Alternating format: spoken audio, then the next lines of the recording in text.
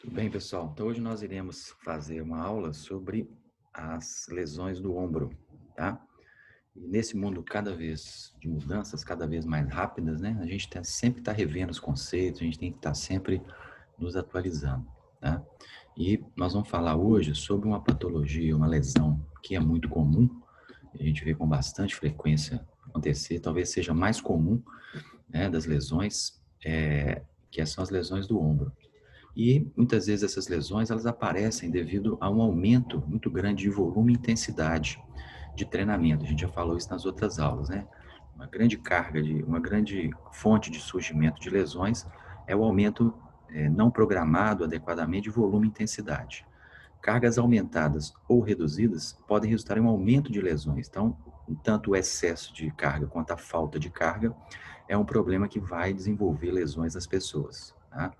Existe uma relação muito grande entre as lesões, o fitness, a performance, né? Nós sabemos que várias pessoas interrompem seu treinamento devido às lesões, tanto no nível competitivo quanto no nível de condicionamento físico geral. Por isso é importante a gente entender essas lesões e estarmos aí conseguindo visualizar melhor a origem e os nomes, os processos patológicos que acometem as pessoas que sofrem essas lesões. Segundo o Dray, a maior fonte de lesão é a carga de treinamento, né? Daí a importância do profissional de educação física estar conhecendo essas lesões, entendendo essas lesões, para que ele possa realmente desenvolver uma estratégia muito importante na fase preventiva dessas lesões, porque grande parte, ou toda a parte, da distribuição da carga de treinamento é feita pelo professor de educação física. Aqui a gente tem um exemplo de uma lesão, que foi uma lesão mais trágica, se a gente poderia dizer, que pode acontecer em situações mais extremas. Então, esse indivíduo, ele estava numa competição de CrossFit.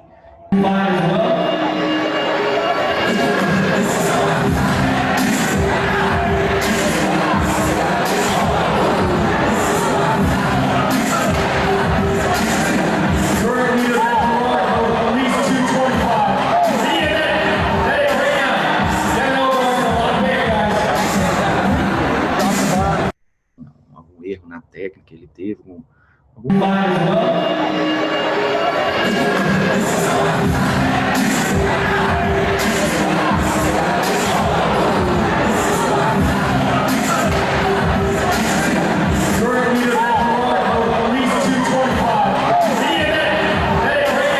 exercício de alta intensidade, principalmente quando a gente tem pouco controle sobre os movimentos, né? E aqui a gente vê o que aconteceu com ele, né? Foi em 2014, depois da lesão paraplégico dele, ele a barra caiu nas costas dele, ele perdeu o movimento da torácica abaixo, foi paraplégico,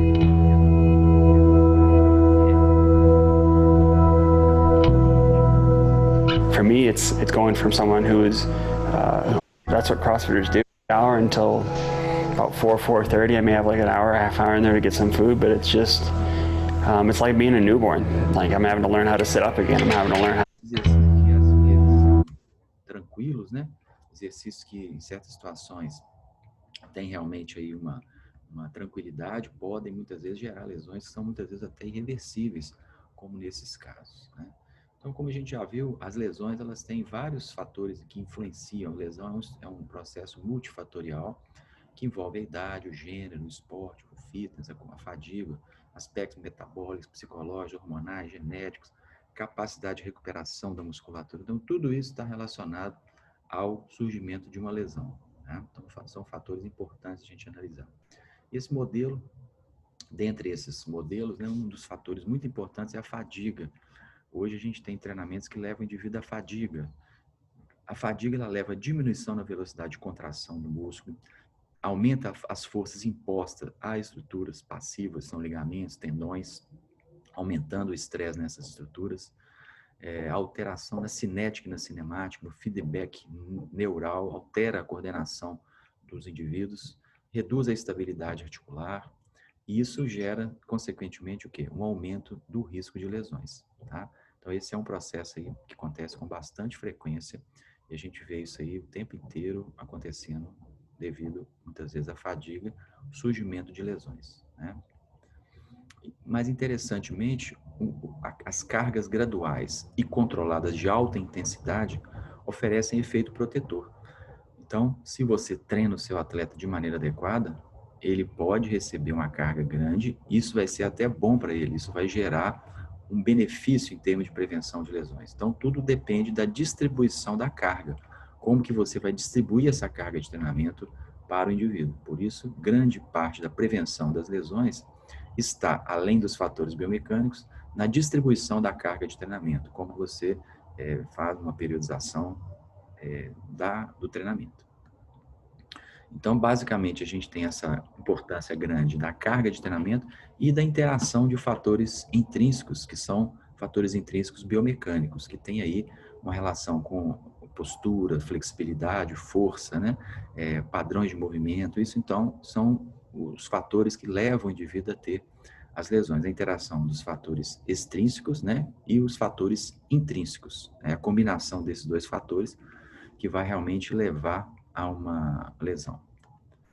E uma coisa que é muito importante no caso, principalmente de corredores, é o aumento da carga semanal não usual. Então, aumentos muito grandes, picos de carga, dados de maneira muito rápida, podem, então, ser também um fator muito importante para o surgimento de lesões, né? Picos de carga articular. De novo, aquela interação dos fatores são muito importantes, né? Aqui, só para a gente ter uma ideia, nós vamos falar hoje sobre ombro, né? O ombro é, no caso, uma articulação bastante envolvida em problemas de lesão. E, só para exemplificar, aqui a gente vê no CrossFit nós temos uma grande quantidade de lesões que acometem as articulações do ombro. Então, em primeiro lugar seria o ombro, depois nós teríamos a coluna, o braço, a mão, o joelho, o quadril, a coxa, o tornozelo, o pescoço e o pé. Tá? Então, grande parte das lesões, isso acontece também na musculação, em vôlei, handebol, esportes que usam o membro superior, acontece também com grande intensidade. Tá? Então, isso aí, por isso que nós vamos começar hoje estudando a articulação dos ombros. Tá? Então, uma coisa que é muito característica, que existe no ombro, uma lesão bastante frequente, é o que a gente chama de impacto subacromial. O que é o impacto subacromial? Ela é a desordem mais prevalente no ombro. Ela é causadora em torno de 50% a 70% dos casos de lesão. Então, é muito comum a gente ver impacto subacromial. Ele é um termo genérico que a gente usa para lesões que acometem as estruturas do espaço subacromial, ali o tendão do bíceps, o tendão do supraespinhoso. Nós temos as tendinoses do manguito rotador, rupturas parciais dos tendões e as bursites.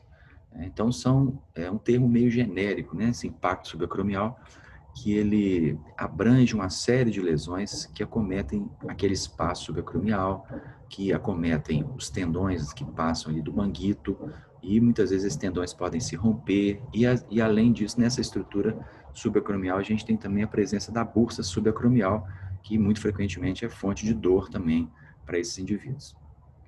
E esse tipo de lesão, esse tipo de característica leva a dor, incapacidade, perda da qualidade de vida e muitas vezes distúrbio do sono, porque a pessoa acorda à noite com dor no ombro, né? Então é uma característica muito comum desse impacto subacromial, a pessoa acordar com dor no ombro à noite, acordar por causa da dor do ombro.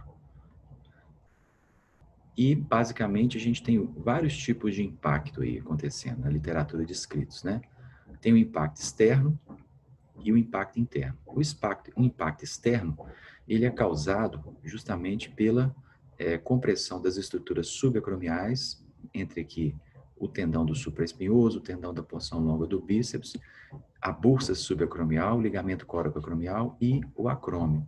Então, muitas vezes, principalmente nos movimentos de abdução do ombro, o indivíduo tem um pinçamento do tendão e da bursa. Esse tendão pode ser o do bíceps, pode ser do supraespinhoso. Aqui atrás você teria também o cabo rotador, você teria ali o músculo infraespinhoso. Então, pode ser que haja um pinçamento dessas estruturas, levando então a aparecimento de lesões traumáticas nesses tendões ou mesmo na bursa, que pode então desenvolver o que a gente chama de tendinose. Depois nós vamos ter uma aula só sobre tendões. Então, basicamente, começa a haver esse estresse excessivo ali na região levando o indivíduo a sofrer dores, principalmente quando ele abduz o ombro, quando faz a abdução em torno de 30 a 70 graus. Tá? Isso é um impacto externo, né? Vocês vejam que são muitas coisas que podem gerar esse tipo de lesão. São várias as estruturas que podem ser lesadas, são várias as fontes de dor. Por isso a gente fala síndrome dolorosa subacromial. É uma síndrome que envolve, né, uma série de patologias, uma série de sintomas, geralmente associadas ao espaço subacromial. Então, nós temos aí várias causas para essa síndrome. Os fatores intrínsecos são fatores que afetam a morfologia do tendão. Então, são problemas que estão dentro do tendão, estão realmente no tendão, lá na característica interna dele. Alterações vasculares, problemas genéticos, fragilidade do colágeno, a idade. Tudo isso pode diminuindo ali, muitas vezes, a vascularização do tendão e ser uma fonte muito frequente de problemas que vão acabar gerando essa síndrome dolorosa subacromial. Né? Até mais ou menos assim, uns 30 anos, as pessoas já podem começar a ter esses problemas e muitas vezes vão evoluindo até lá para mais ou menos 50 anos, começar a ver problemas mais sérios, como dores ou mesmo ruptura desses tendões. E os fatores extrínsecos são fatores relacionados à estrutura anatômica.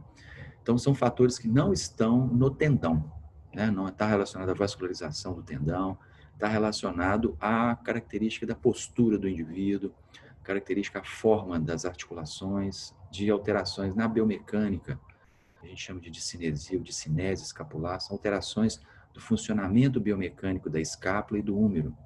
Então, isso são fatores que não estão no tendão, mas que podem, dinamicamente, diminuir aquele espaço subacromial, podem comprimir o tendão e gerar as patologias, né, subsequentes.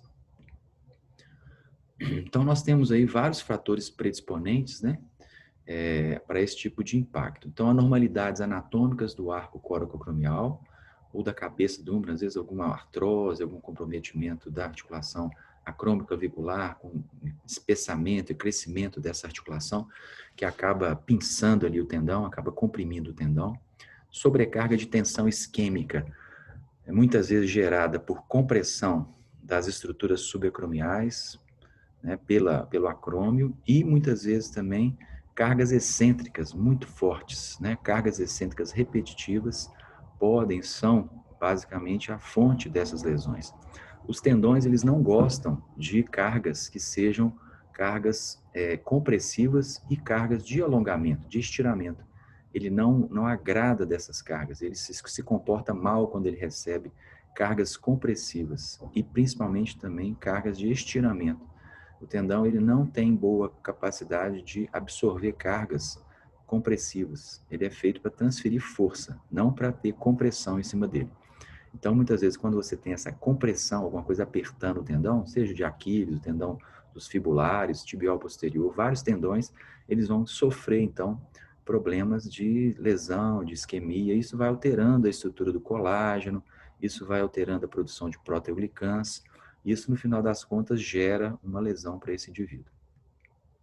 E, muitas vezes, também a cinemática, né? O indivíduo que tem uma aberrante alteração no funcionamento dos músculos do manguito ou também nos músculos da escápula, que vão acabar gerando aí alterações rotacionais da escápula, que vão acabar gerando problemas na biomecânica do ritmo escapulomeral, com a que a gente chama dessa discinesia escapular ou discinese escapular. Pobre postura e anormalidades na cinemática da escápula também são fontes aí frequentes de problemas para o ombro. Então, como tratamento, gente, existem várias características, vários tipos de conduta, basicamente exercício de controle motor para melhorar o ritmo, melhorar a biomecânica da escápula e do húmero, treinamento de força e flexibilidade, né, para determinados movimentos, determinados músculos e estruturas passivas que muitas vezes podem estar encurtadas, como, por exemplo, a cápsula posterior do ombro. Equilíbrios na rigidez entre os grupos musculares, às vezes você tem um músculo muito rígido e outro que está menos rígido. Isso pode alterar a cinemática, fazendo com que o indivíduo, então, sofra lesões, alterações da cinemática da escápula, devido, muitas vezes, a alterações na rigidez, alterações, muitas vezes, no trofismo da musculatura. Isso nós temos que trabalhar.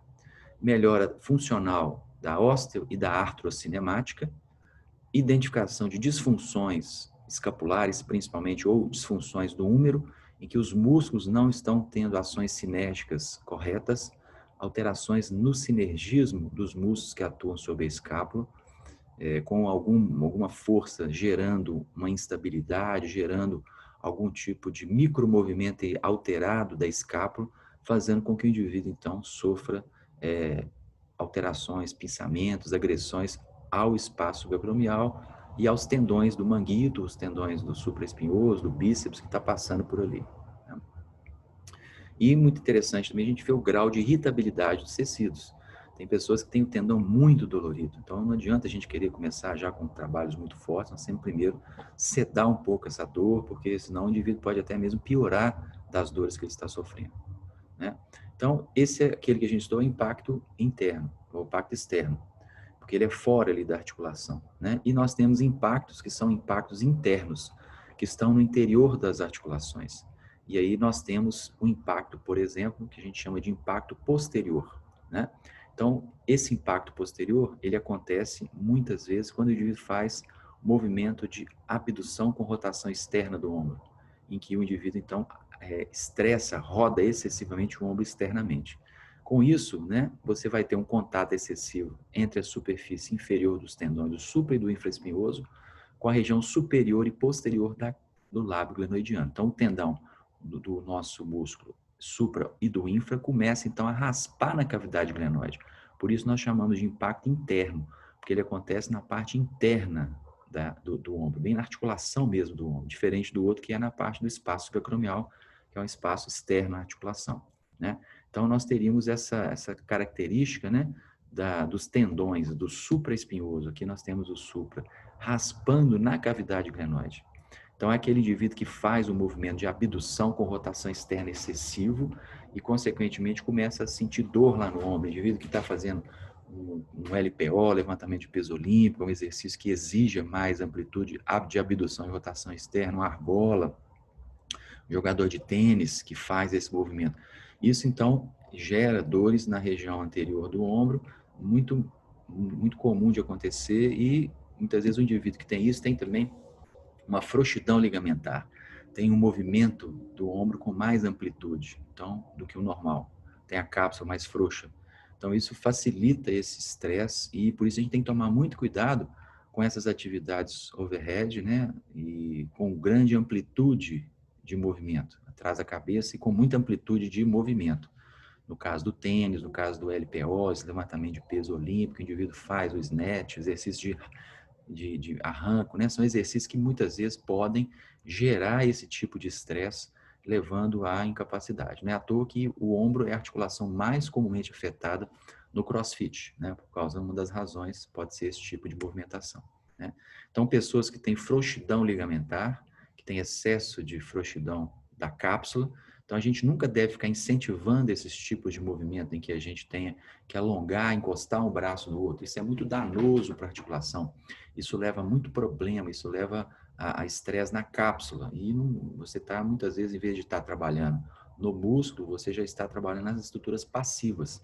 Então, é muito importante que a gente não trabalhe essas amplitudes extremas de movimento, porque não é necessário, isso não é bom para o indivíduo, não vai trazer nenhum benefício. Essa mobilidade excessiva do ombro, que muitas vezes a gente vê as pessoas querendo hoje em dia ter muita mobilidade nas articulações, o ombro já é por si só uma articulação muito móvel, então não é necessário que a gente fique mobilizando-a excessivamente. Isso pode acabar levando a lesões, a rupturas de cápsula, de tendões, de lábio.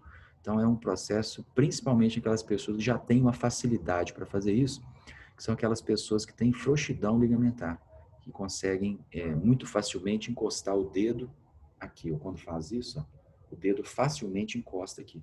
Muitas vezes essa pessoa tem uma fragilidade nos colágeno, tem um tipo de colágeno diferente que proporciona mais elasticidade para os tendões e para a cápsula. Então, essa pessoa a gente não deve ficar insistindo em fazer alongamento com ela, porque ela não precisa. Na verdade, ela precisa de força, ela precisa melhorar a rigidez dos tecidos e não ficar alongando cada vez mais. Isso é muito importante. Outro tipo de impacto que existe, gente, é o impacto interno anterior. O outro era posterior. Esse é interno também e é anterior, é na parte da frente. Então, é o impacto da superfície inferior da polia do subescapular, que está aqui, contra a região anterior e superior da cavidade glenoide. Então, já é na parte anterior, o subescapular que está aqui desenhado, ele começa, então, a raspar aqui na região do acrômio, da cavidade glenoide, fazendo com que o indivíduo sofra dores, principalmente dores quando o indivíduo faz flexão com rotação interna. Então, o subescapular vai, então, ficar raspando na cavidade glenoide. Tá? Então, seria mais ou menos esse tipo de movimentação, flexão com rotação interna, que faz o tendão do subescapular raspar na cavidade glenoide, gerando, então, os problemas de dores na articulação glenohumeral. Tá? Então, gente, nós temos que trabalhar muito com a prevenção, né? Pensar não só na quantidade, não só nos treinamentos de força, de hipertrofia, mas pensar também na qualidade do movimento. Se o indivíduo está movimentando as articulações com um grau adequado de sinergia, com um grau adequado de mobilidade, com um grau adequado de equilíbrio das estruturas articulares, com um grau adequado de cinemática e cinética.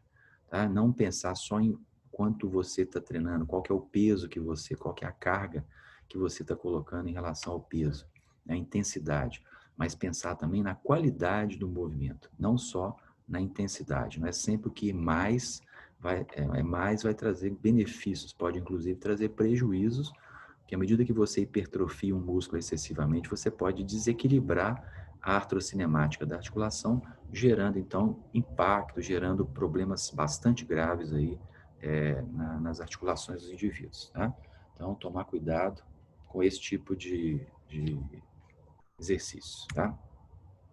Então, nós temos que ter o foco, né, no equilíbrio do sistema de movimento, uma visão integrada em relação ao controle, né, do movimento, entender como que o movimento faz e desenvolver estruturas de controle desse movimento. Tá? Uma coisa que é interessante, que a gente viu que é um fator extrínseco bastante importante, é o que a gente chama de discinesia escapular ou discinese escapular, que é, no caso, o mau funcionamento das estruturas do ombro. O ombro perde aquele equilíbrio, a escápula fica mal posicionada. Então, isso é um fator gerador de estresse para as estruturas articulares e, consequentemente, para problemas no ombro. Tá? Então, aqui a gente vê alguns tipos de discinesia, né? Essas discinésias, elas acontecem em nadadores, né? Pelo uso excessivo de determinados músculos, né?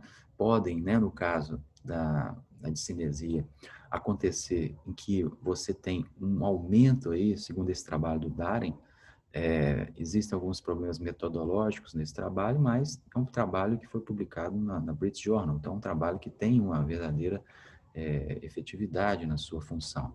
Então, o que ele mostrou? Atletas que têm discinesia escapular aumentam o risco de futuras dores no ombro em torno de 43% em relação a atletas assintomáticos. Então, ele fez uma revisão, uma meta-análise, e mostrou que os indivíduos que tinham alterações nesse posicionamento da escápula apresentavam em torno de 43% a mais de problemas no ombro. Tá?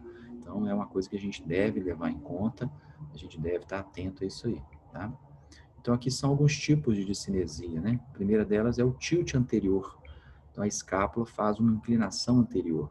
E aí fica essa observação aqui. Geralmente está associada a uma fragilidade muito grande do trapézio, a uma postura inadequada em que os ombros se deslocam para frente, ao encurtamento do peitoral menor, fazendo então com que a escápula faça esse tilt, faça essa inclinação anterior. E isso modifica, consequentemente, a artrocinemática, e pode acentuar o pinçamento das estruturas do tendão, principalmente do supraespinhoso, tendão do bíceps, que está na parte anterior do ombro, né? Aqui a gente vê também outra discinesia escapular, que é a rotação inferior da escápula.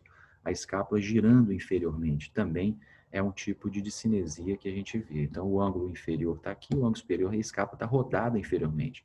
Então, isso também muitas vezes produz dores no pescoço, estiramento excessivo das fibras do trapézio, fibras superiores, né?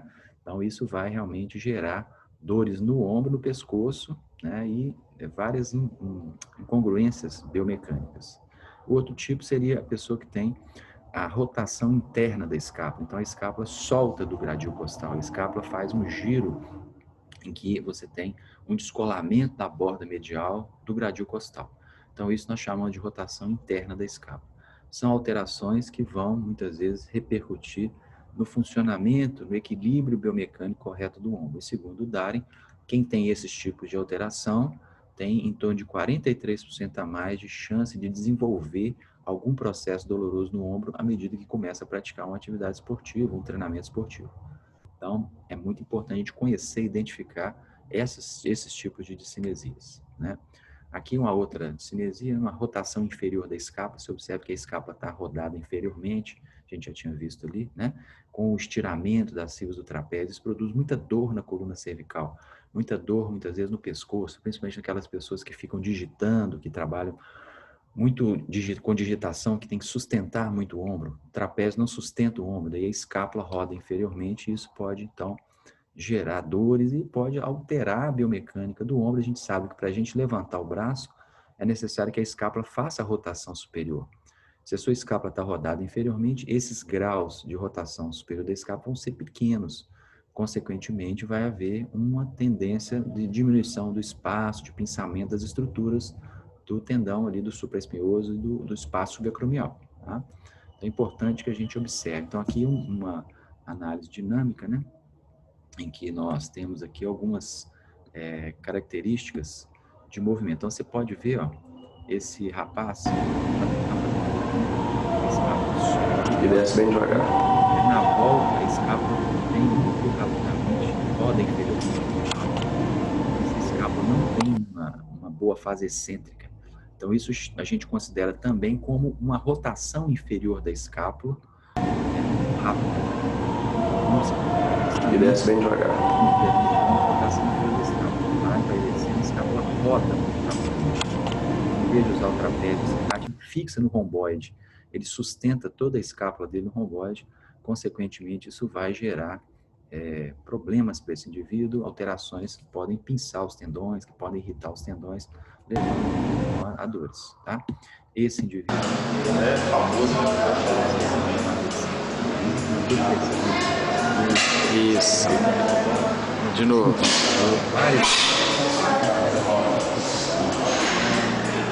De novo, desce devagarzinho.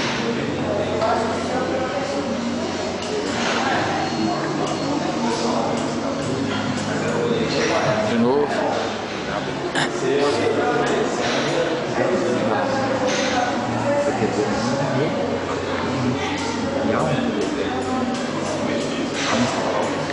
Um estiramento muito grande das fibras do trapézio. Você observa que o ombro dele fica muito deprimido, né?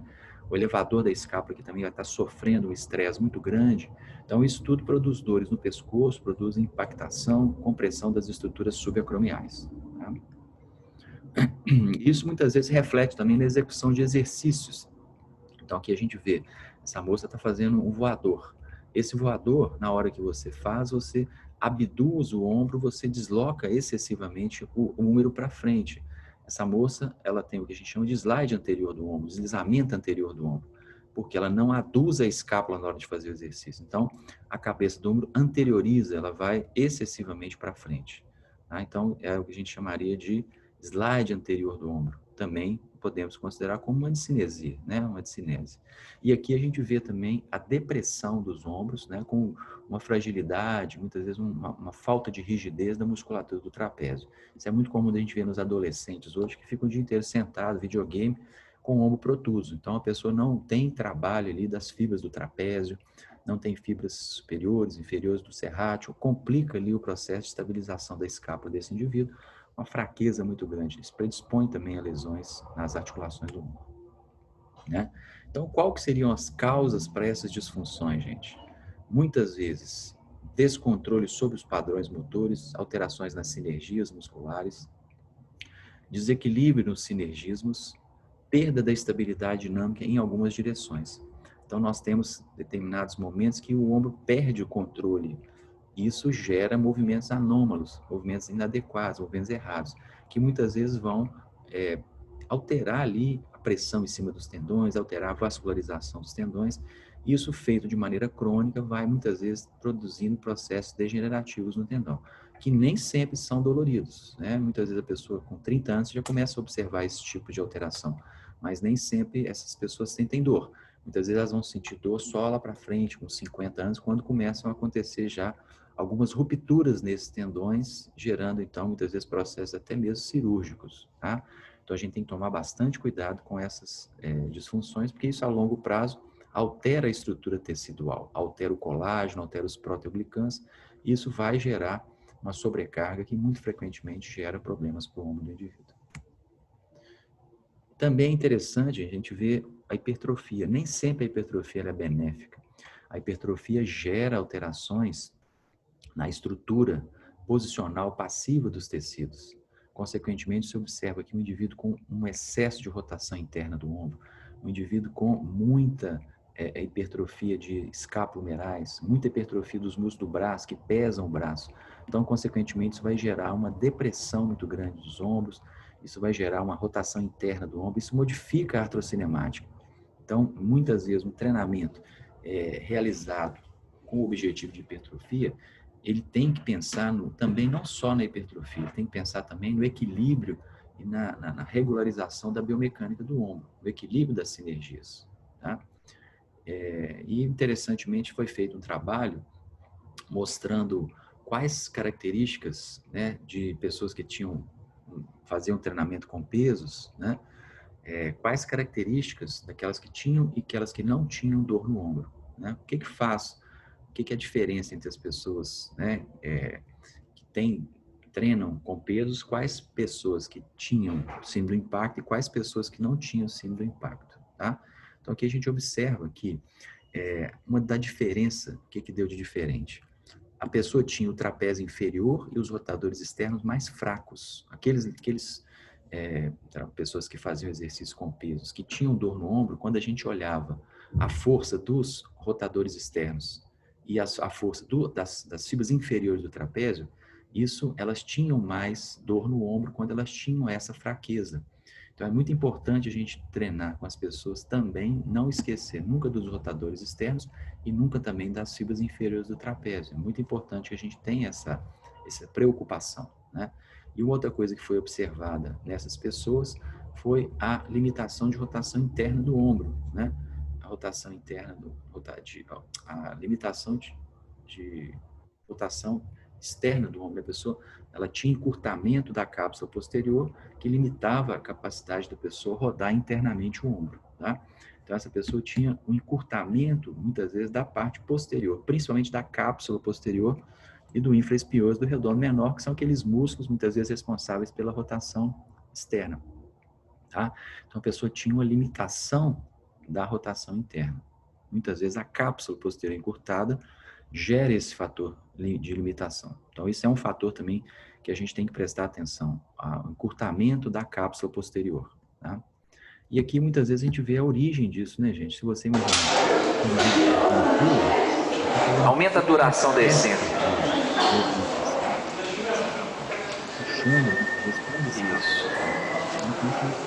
Isso. Agora faz com a duração. É importante que a gente trabalhe não só... Aumenta a duração da essência. É interessante isso. Isso vai desenvolver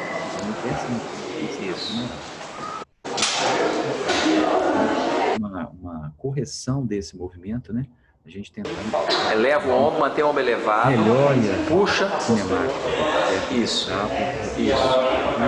Aí, agora na hora de soltar, vai soltando a escápula devagarzinho, mas mantém ela mais aduzida do que abduzida. Não deixa ela abrir tanto, não. Isso.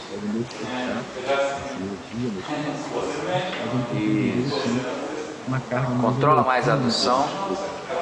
Isso. Aí, muito bom. Eleva um pouquinho o ombro. Isso. Deixa bem levinho. Isso. Mantém a adução. Isso. Mantém. Agora, na hora de voltar, deixa a escápula aí um pouquinho. Deixa ela abduzir um pouquinho. Não segura tanto na adução, não. Mas não deixa ela abrir demais, não. Eleva o ombro. Atento na realização dos exercícios. É possível você hipertrofiar de maneira equilibrada.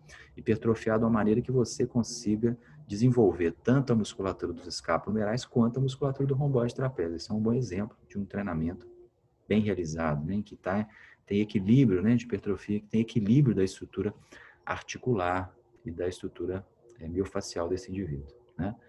muitas vezes esse indivíduo, quando vão fazer exercício de alongamento, eles alongam, puxando o braço em adução, e aí, em vez de alongar os escapulo-humerais, deixa a escápula livre, acaba alongando a musculatura adutora da escápula. Então, cada vez mais esse indivíduo vai abduzir essa escápula dele, jogar a escápula para frente. E é um erro aí que a gente está cada vez alongando o que já é alongado. E os escápulo-humerais vão continuar encurtados. Tá? Então, muito cuidado com os alongamentos, com o treinamento de força. Isso podem ser os fatores que vão alterar a artrocinemática, a biomecânica, e vão gerar, muitas vezes, vários tipos de lesão, principalmente essas lesões de impacto subacromial. Tá? Pessoal, então, eu vou parar por aqui, e a próxima aula nossa, na próxima quinta-feira, eu vou falar sobre a articulação do joelho, e eu gostaria da presença de vocês. Nós vamos fazer algumas discussões, tirar algumas dúvidas sobre essa aula de hoje, tá? Então a gente se encontra na próxima quinta-feira, 7h30 da manhã. Obrigado. Vou mandar o link da reunião para vocês, tá? Obrigado.